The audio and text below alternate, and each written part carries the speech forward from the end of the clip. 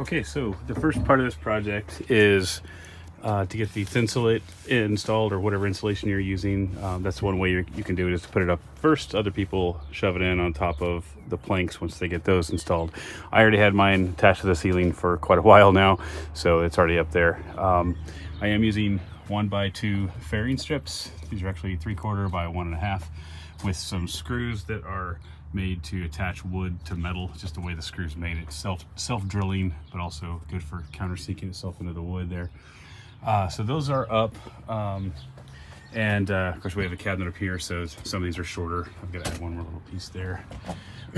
So one of the big challenges I found, and I did initially try to put fairing strips on the side here, and I noticed that the sides of this thing are kind of tilted out, these beams here, and so the strips I was attaching kind of had a tilted bottom on them. I didn't like that. I wanted a flat surface, and it just made it easier to maintain the shape of the van there by attaching it this way.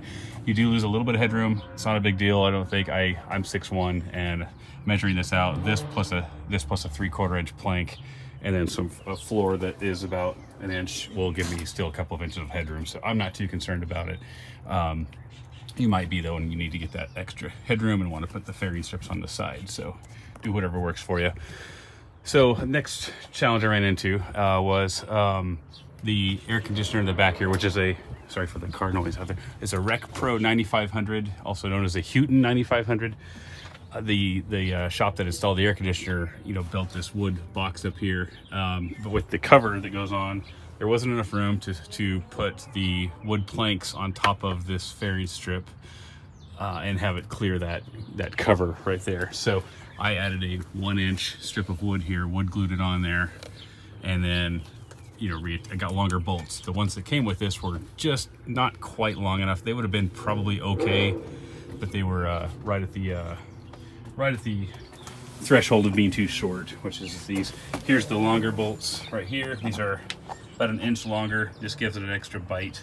I got those online.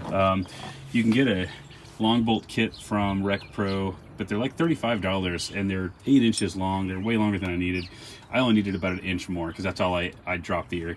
That's the only thing I did, was drop this 1 inch. So I got those for about, I forgot what they were, 12, 15 bucks, something like that. And I can link to those in the description. I'll try to remember to do that. So now that this is attached, we're good to go. Here's my little 3/4 inch piece of wood. It's just a reference. So that's what's going to go on top here. It fits in nice and snug. So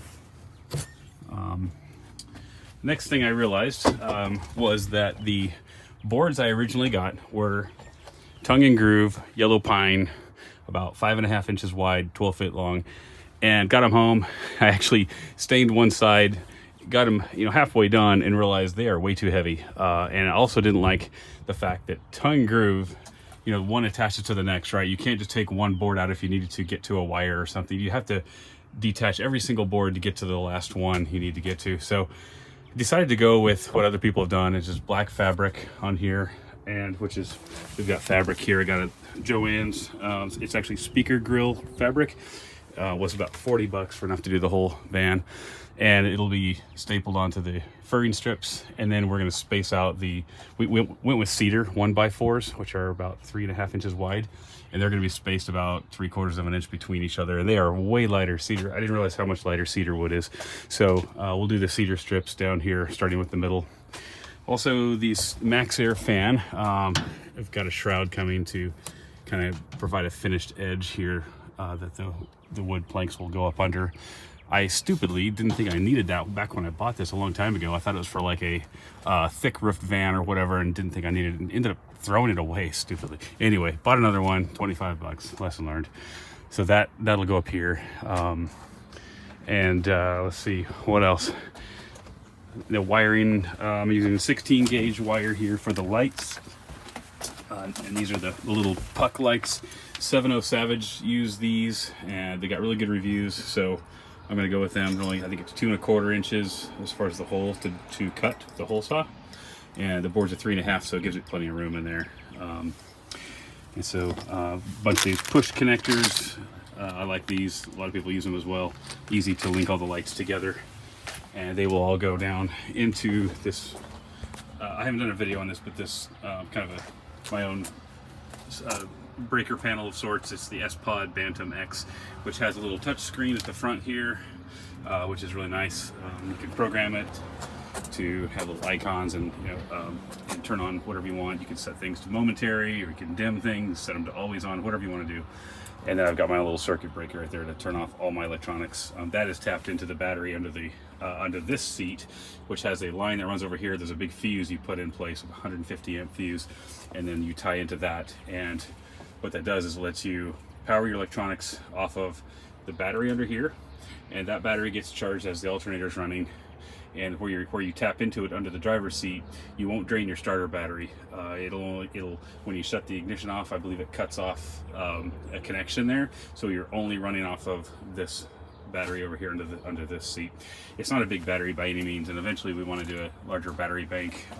By the way, I've got another video you might see. It's how to run this Yeti 6000. It will run the air conditioner, and it does a pretty good job. It does overload the breaker once in a while, enough that you wouldn't want to leave a pet in here and count on it kicking on and off reliably without it overloading. So you might need to put one of those soft start modules in, even though the Rec Pro 9500, also known as Houghton 9500, claims to not need a soft start. It does overload this, and this is rated at way higher capacity than the air conditioner is supposed to draw. So my challenge up in here is that I don't have a lot of room for wiring to add the soft start module up inside here. So, and by the way, please ignore this. This is temporary, this wiring mess right here. It's gonna go through here and be a much better connection. Anyway, they have a inline a soft start that I think the availability was a little questionable, or they were about to release a new model or something like that. And so you just plug it straight into here, and then the air conditioner plugged into this. This is all kind of temporary until we fully convert the van someday and do a battery bank, Victron components and all that. I like right now that we can take everything out of here. Like the battery is not in here 2/3 of the year because we don't need the rooftop air conditioner. And so it gets a lot more room in here, and the Moab bed system comes out. So it's just essentially like a big truck when we're not really camping. So sorry, that was a tangent off of working on the roof, but wanted to kind of explain a few things there in case anybody's wondering, and we will get back to it. Here are the 1x4 cedar planks. Got a combination of 8 foot, 10 foot, 12 foot, just because of where we need certain lengths. I'm trying not to waste too much wood. Also playing with different stain colors. This is the one we're going to go with, which on camera really doesn't look quite like that. It's a little, I guess, more red, less brown. Here is the paint. This is deck stain. It has sealant built in, so I like that idea. I don't have to go and coat everything again with sealant when I'm done. I'll show you the exact, here's the color information if anybody needs that. If you like it and want to do something similar. All right, so I'm starting to lay out the wires for the puck lights, and I gotta tell you, I absolutely love these lever nuts by Wago, that's how you say it. It's really nice. So I've got these 2 wires coming in here, and then I'm gonna add another wire here that's gonna come from the power supply, right? So what's neat about these is you just pull the lever up, oops, like that, sorry, and snap it back down, and the wire does not come out of there at all. It's in there really snug. I originally was trying to use these push-in style ones, and this 16 gauge stranded wire just does not want to push in there far enough. So it's really kind of misleading.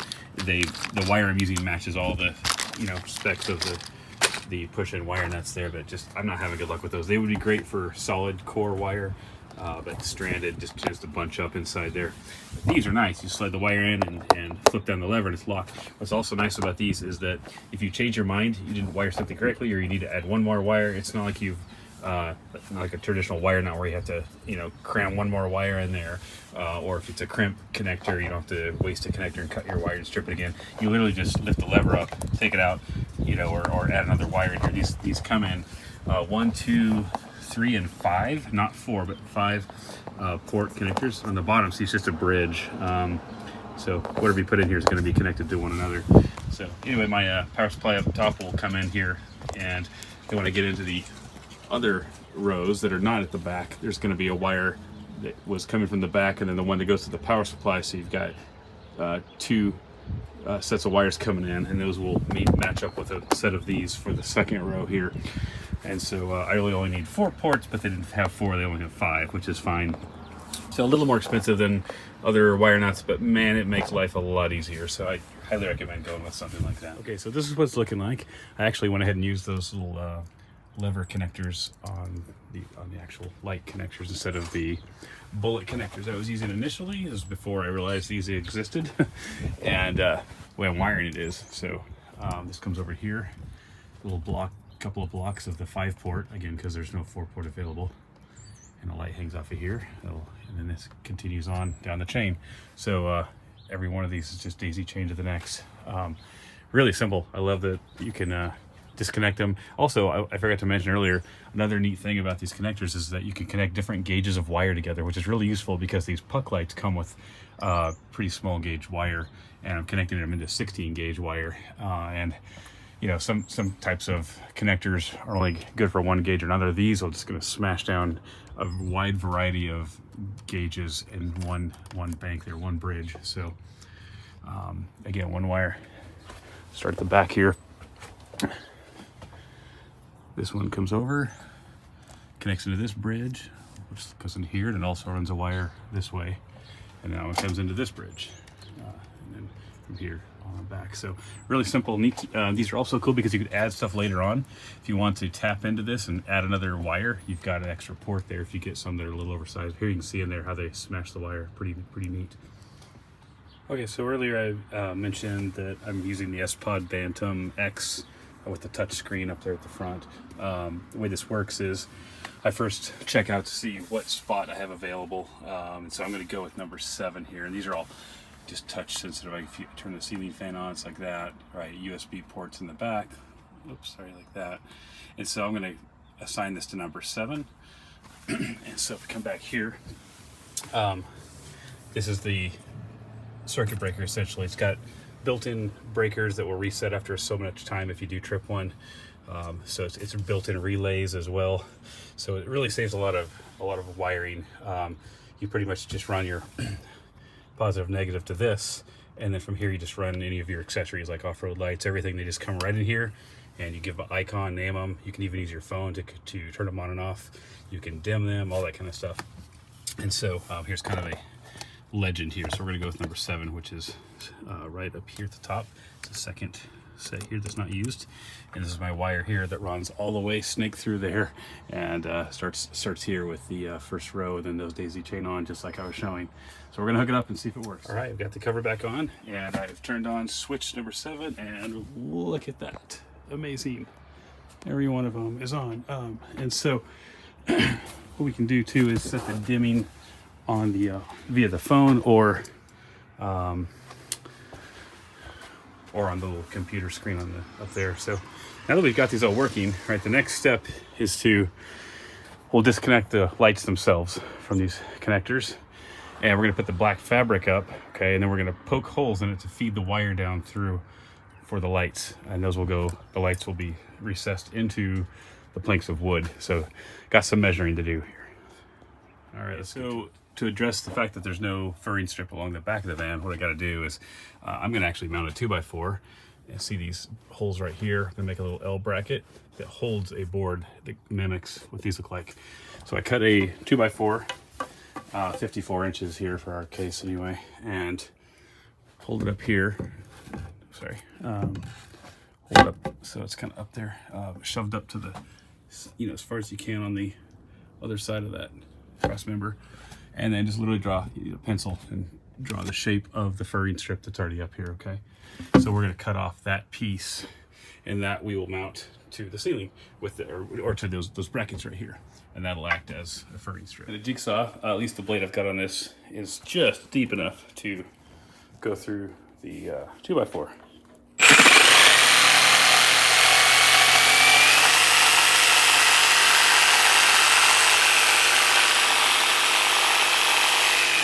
So there's the piece I just cut, and there's the L bracket that goes up there.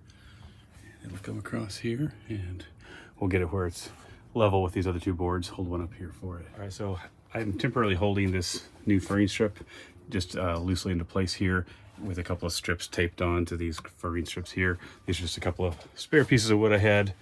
And it makes it where I know where this should land up here. And I'll figure out the angle of the bracket that's going to hold the wood to this hole in this built-in mount there. I am using tape instead of nailing this to these boards because I don't want to puncture the wood any more than I need to. I don't know if that's going to be a spot where a wood plank will go, and I don't want to have a hole already there. So just using tape works fine to hold it up. And here's what the finished product looks like. Use some big washers because that hole is pretty big on the back side, and then spread out the pressure on the front side as well. And shows here's how. See that? Okay, here's the finished product. Got the bolt holding the bracket on, got a couple of screws holding it from the top, and if we hold up a board here, you'll see that it's flat against all those. So I think that's going to work pretty good. Again, the reason for needing that is if you have an air vent back here, or air conditioner, if you only have one of these, you have to, the board needs something else to hang on to back here for these short runs. So hopefully that was helpful. Okay, there's a light there, right at the edge of that one, and right here, and right here is going to be the first one.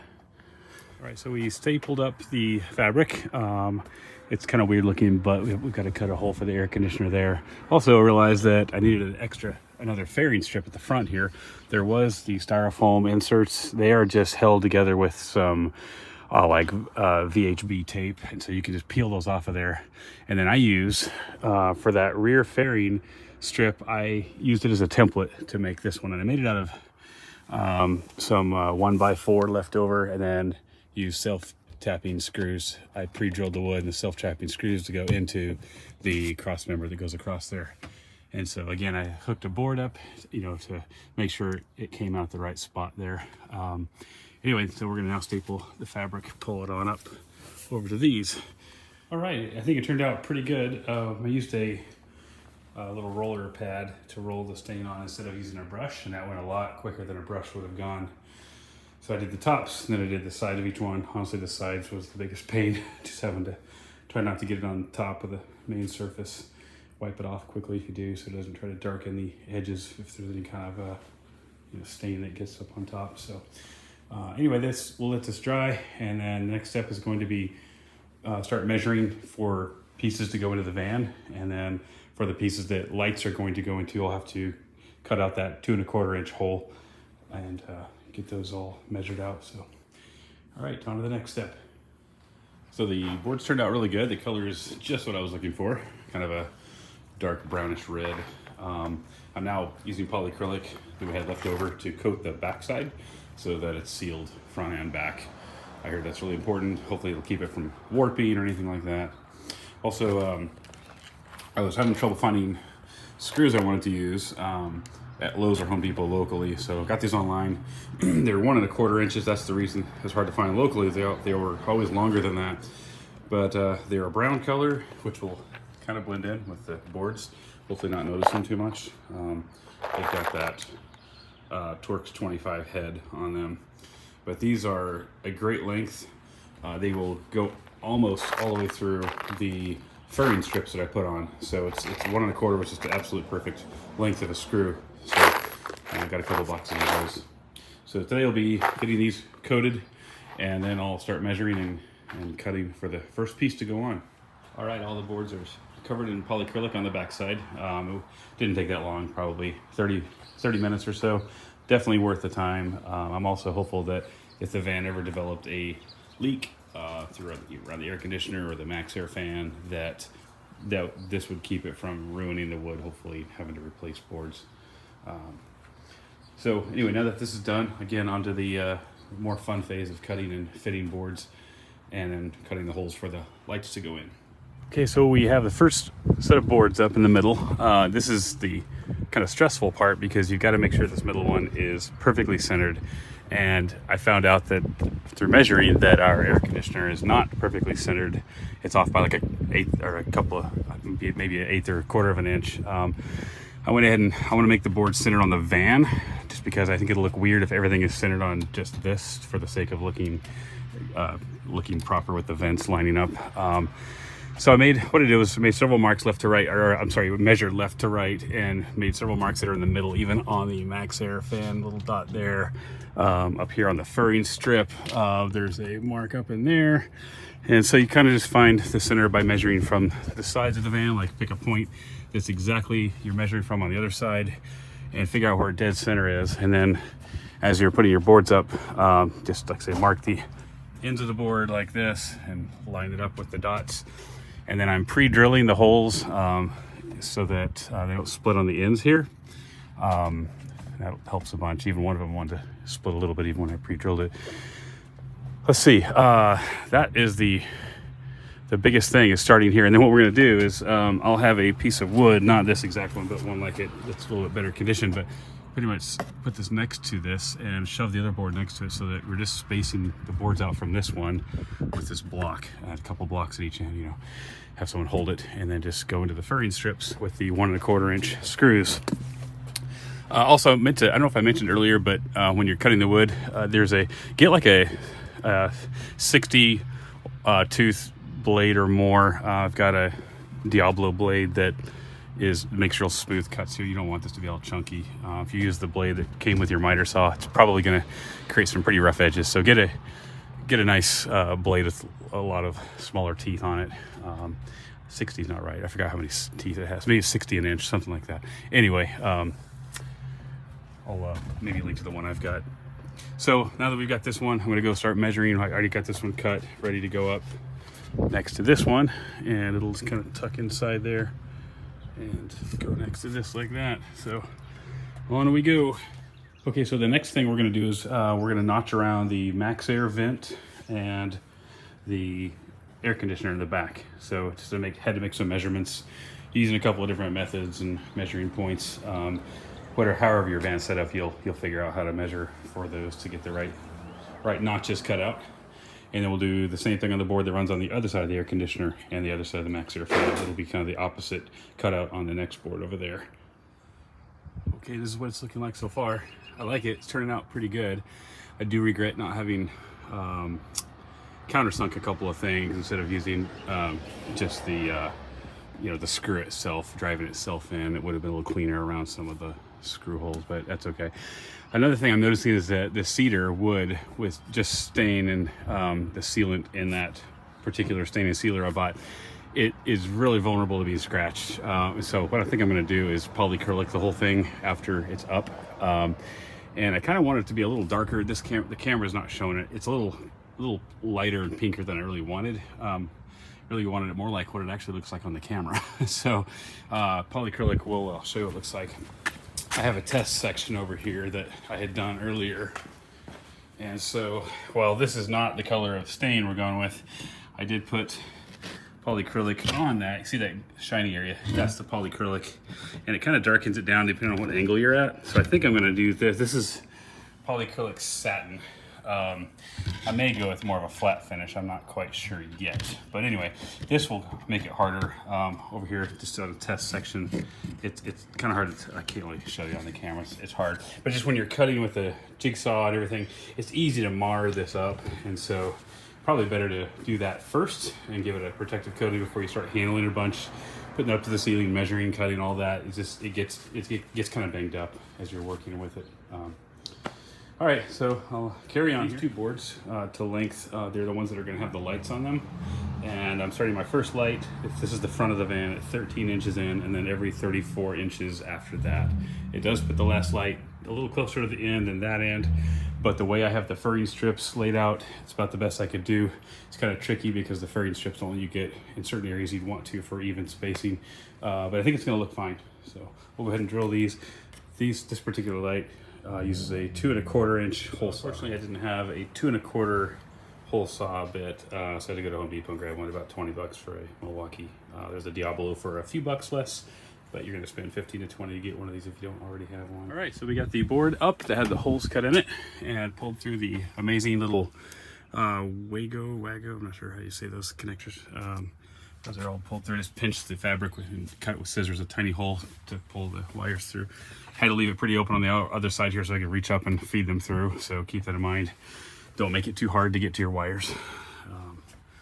So now we will pop the lights in. I've only got one hand to hold this with, but basically you tuck your wire up inside once you connect it, and then these little spring clips, you just push them backwards and they will fold up inside here, and the whole thing just snaps up. All right, all the lights are popped in. Let's go test them out down here. Ceiling lights, and look at that. That is awesome to see. That is a awesome milestone when you get to that point. Also, I mentioned earlier, but this S-Pod Bantam X has the ability to set any of the switches to a dimmable mode. So when I turn this light on, you'll see up here is a slider, and I can dim them down. I'll show you what that looks like. It's kind of hard to tell here, but they kind of flicker until you get down lower. Actually, you know what? Yeah, it's just on the camera. They are not flickering in person, so it's just when it dims down, the refresh rate must make it where it appears flickering on the camera. So that's pretty cool. All right, good feeling to have all of the lights in. This board here was just a repeat of the one over there. I got the holes at the same time. Make sure when you're putting your wires in that you drop them down as close as you can to where you think the light's going to be. It makes it easier to cut a small hole in the wood hole and reach up in there and fish the wire out. So common sense, you're probably already thinking of that, but want to at least mention it in case you aren't considering that. All right, so now we're just gonna start filling out planks left and right of that and finish out all the trim edges there. They're kind of ugly. Here we go. So we're plugging along pretty good here. Over here on this side, you have this foam block, and we're gonna leave that there for now. We may get it upholstered someday. But I'm gonna have a board coming down here, and it's going to be cut around this curve, and there'll only be about 1 inch of actual wood right here, because I've got 1.5 inch gap. There's a 1/2 inch gap here, and then 1 inch of wood will go down that strip to figure out the curve here. You could use cardboard, make your own template. I happen to have this really cool tool here where you can put it against a surface, shape, and it will push in these little slats, and you can lock it into place and use that to trace the shape onto the board you're going to cut. So that's what I'm going to do. Got to figure this out. I might go around it. I'm thinking about taking the light out and putting it inside of a board, a trim piece that goes along here.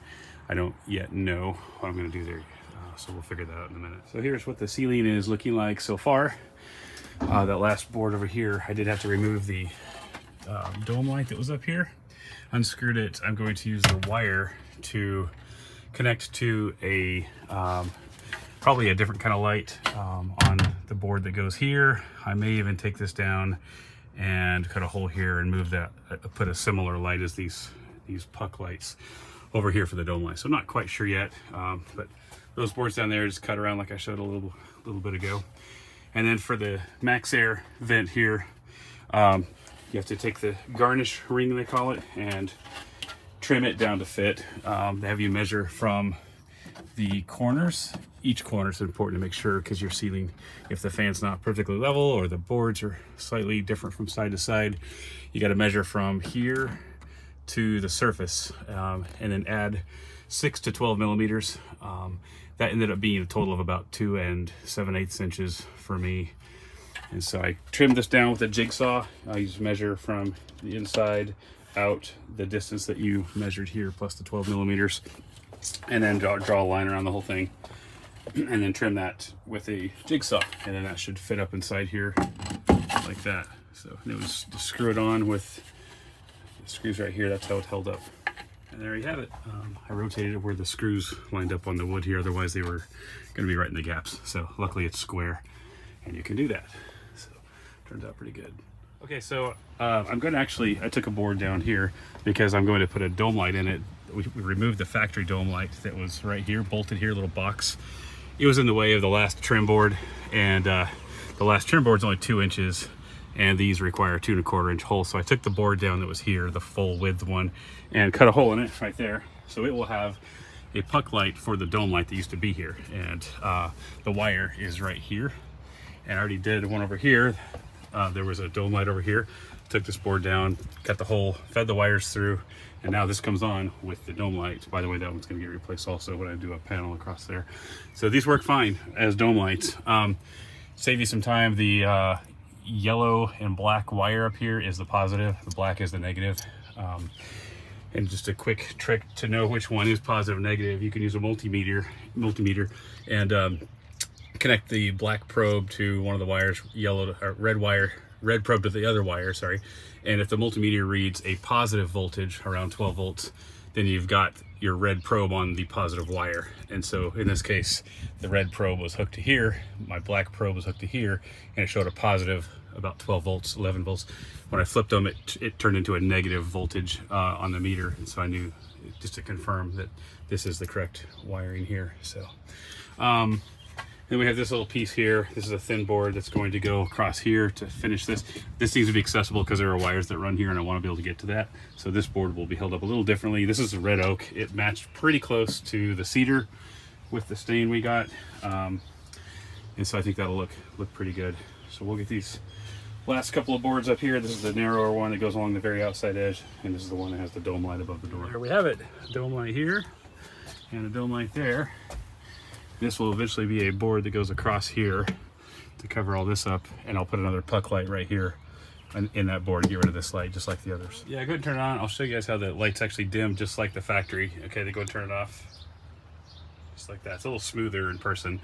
The camera and LED lights make it look flickery. But anyway, that's pretty neat. I am nearing the finished product here. We added a strip over here along the wall to hide the wire channel. That's made to be removed, so you can add wires or get to them later.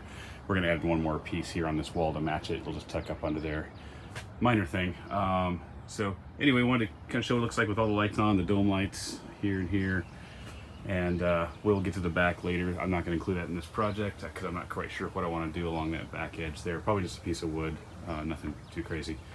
So anyway, hope this video was useful. And put a question in the comment area if you have anything you wanna ask about. And that's about it, thank you.